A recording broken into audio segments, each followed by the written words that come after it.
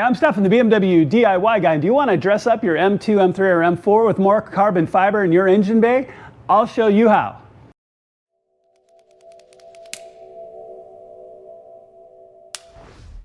All right, so let's talk about this project a little bit and how you can follow along and do the same in your car. And I hope you've had a chance to see all the rest of the upgrades I've done in my engine bay as I've gone through the build, and this will help you do the same if that's what you'd like to do. Now, one of the last places I have to upgrade in my engine bay is my radiator cover brace. And of course, it's going to be carbon fiber. So I'm really excited to get this piece in from Kies Motorsports. It looks absolutely fantastic. It's going to tie into all of the rest of the things that you see. Now, if you see a bunch under my engine bay that we're not going to talk about today, make sure to check out those other videos because I'll walk you through that whole process. All right, so this is a really simple project. It's just removing a bunch of bolts, pulling out the existing one, putting in the new one. I'll show you how you can do the same. All right, so let's jump underneath the hood and I'll walk you through it. All right, so this really isn't very hard. We're going to be removing this top metal brace right here. We're going to pull off this cover and we're going to have to pull some bolts. Really is super straightforward. It's just going to simply be a matter of walking through this whole process. So one of the very first things you want to do is go ahead and take your hood latch cable, kind of pull it out from underneath these tabs because we're going to be feeding it into the new one. Now, a couple of things to keep in mind. Obviously, I don't have the OEM bolts in a number of places, okay? So I'm gonna have to do my best to speak to what they were because it's really gonna be straightforward. So if I remember correctly, these were 15mm bolts across the top, so make sure to check those out. Underneath, we had 12s here and here. Now, in my case, I've got Allen bolts because of my Downstar kit that I'm gonna be pulling out. But the very first thing you want to do is remove this plastic trim here across the front because there's some bolts we need to get to in front. So simply just take the rubber grommet here, just peel it up. You don't have to pull it all the way off, which helps you put it back on later. So if you just pull it off partially, you can lean it up and out of the way. And then there's plastic rivets here, here, here, and here. So just use a plastic trim tool or something similar. Get underneath of that center pin of the rivet. I usually don't pull that pin all the way out because that helps me wiggle the rivet out, okay? So go ahead and take all 4 of those out, take this piece off. Now, there's a couple of little plastic fingers here and here in the center that hold it into place. So once you get those rivets off, just kind of wiggle it. And those fingers will come up and away from the metal underneath where they're hanging on. It's really simple. Just don't pull up too hard and break it, all right? So go ahead and get this piece off and I'll show you the rest. All right, now whenever you're taking things like this apart, make sure to set the bolts safely aside so you know where to put them right back. So there's really only a couple of things that need to come out. This whole row of bolts across the top, there's these bolts here in the corner, and really you can take the existing piece and kind of the new piece and just lay it in here, and you can see everything that needs to come out.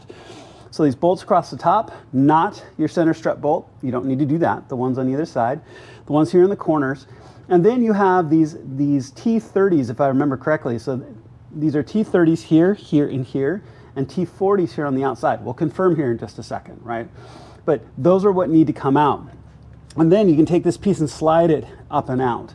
So I'm going to take these top ones off first, the side ones, and then we're also going to take these little plastic mounts and we're going to take these out and transfer them to the new piece. All right? I know that's a lot all at once, but go ahead and take out your top bolts and then I'll show you about taking the Torx bolts out here across the bottom.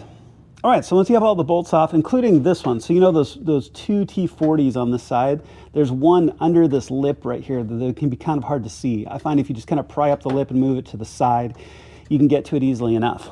So at this point, it's almost completely out. And I'm going to use the new piece as a good example to see what you're looking at. See 1, 2, 3, 4. Do you see those 4 holes? Looking down right here, if you look down really carefully, there are little plastic flanges that come up from one of the shrouds underneath, and there are 4 plastic rivets, just like these, driven in like this, in through the front. I will freely admit, it's a little hard to get to. And I'll also tell you from all the other work that I did, I don't have these 4 pins anymore because they're really hard to get to unless your bumper cover's off. Now, the next time I take my bumper cover off, I'll replace all 4 pins. But this thing is held down by what? You know, a dozen bolts and all kinds of different things. And I've seen that shroud come up underneath and it's really not that critical. So in my case, what I did is I pulled the pins out. So right here, looking down in here, where the first one of those little fingers is right there.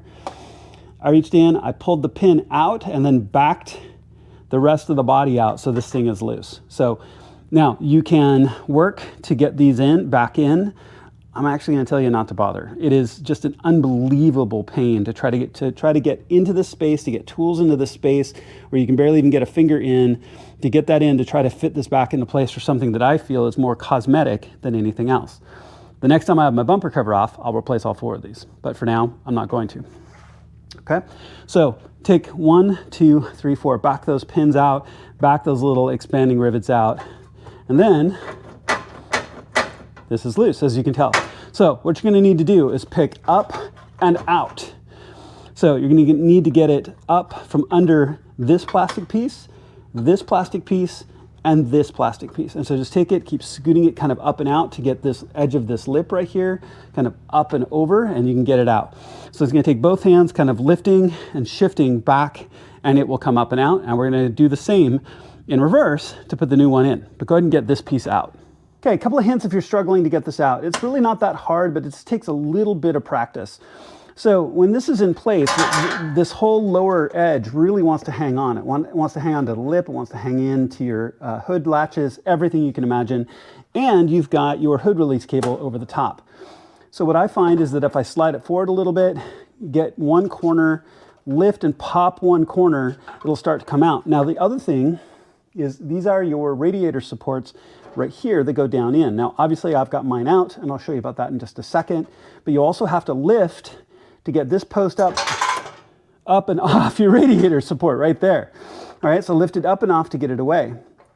So once this starts to hinge out, you can then reach in, grab this plastic piece here, grab your front bumper cover a little bit, lift just enough while pulling up on the other wing on this side to work it up and over, and then it'll pop free. It may seem difficult, it's not that hard to get this out. Now, your radiator support posts. You can see 1, 2, 3, 4 fingers right here. And then there are these little 4 metal fingers that come down and kind of hang on to the plastic here underneath. So I find it personally a lot easier to get these off. Now it'd be nice if we could get these out before we did this, and then they wouldn't be hanging down and potentially hanging up on things. But I find it a lot easier to get these out once you have this piece off, because it's going to be in this position. So what I do is I'll use a pick tool or something similar, press back on these little fingers. You can usually get at least 2, maybe 3, using a little narrow trim tool or very, very narrow screwdriver. You can get in and press these back to have all 4 pressed back, and then these 4 metal fingers are what's holding this in place.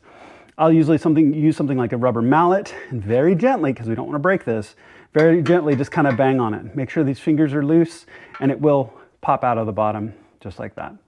Okay, so go ahead and take both of these, transfer them to the new piece, and then we're going to walk the new piece in.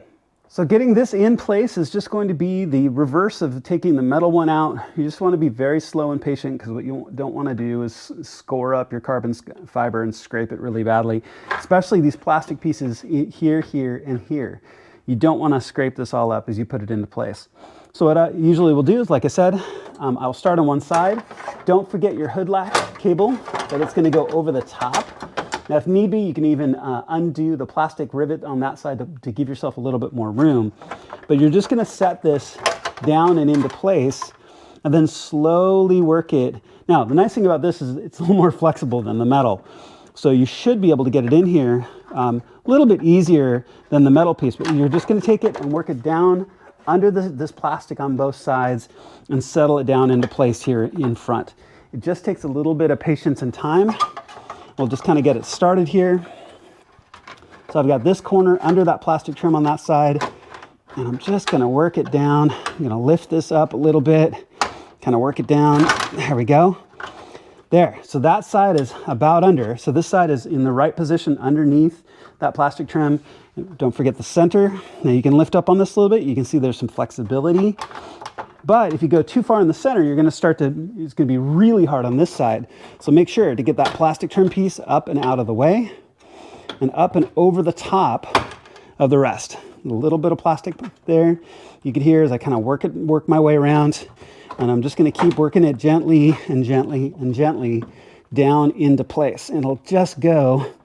And like I said, the key on this really is being patient, because it'll be fighting you and it won't want to go And then suddenly, bang, it'll fit right into place, much like when it came out. It'll fight you, fight you, fight you, and then suddenly will come straight out. Okay, so I just need to get this wing settled down into place. Let's continue to lift, continue to get this lip over the edge here, just like that. See, bang.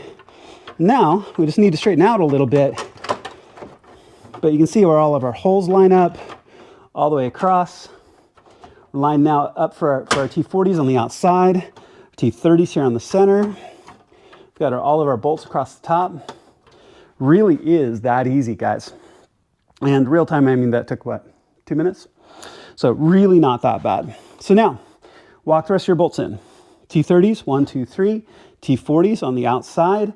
Your bolts here in the front. You can take your hood latch, get it underneath these little tabs, just like you did with the OEM. Now, if you're asking, what about the radiator supports? Now, if you notice, I didn't put them in yet. Now, I'm actually going to suggest that you wait to put them in until you have this in place, because these are just going to press into place anyway. You can see the proper orientation when they go in, and they're going to set right down in, just like that, into the correct positions to support your radiators, right? So there's one side, here's the other. That's going to be a lot easier to work with it in that fashion. And as you can hear it snap into place, it's going to be a lot easier to work with it in that fashion rather than having these stuck down as you're trying to manipulate this in. The same could have been said taking it out, but I find these are really stiff and really hard to get out from the top position. I've done it before, but it took more effort and was harder than I would have liked. So I prefer to leave them in as I take it out, but put them back in once this new piece is in place. All right, so go ahead and put the rest of your bolts in. I'll show you what it looks like, and we're all done. All right, all done. Got the trim back in place, got the gasket back in place and settled down really, really nicely. Man, that looks good. That's pretty much the last carbon fiber piece for my engine bay. I really love the way this looks. It ties in all the rest together. So go ahead and clean up, put your tools away. Well done. All right, guys, so go ahead and clean up and put your tools away. You can tell this is not a hard project, and everything you need will be listed in the video description below, so make sure to check that out. Tools, part numbers, links, all the things you need to get this project done yourself. Really grateful to Kies Motorsports. I love having their products in my car, and it's really something that I look forward to doing. Thank you so much for watching. I really appreciate it. Please make sure to click like and subscribe. It makes a genuine difference to my channel, and I would truly appreciate it. Thank you so much for watching, and I'll see you on my next project.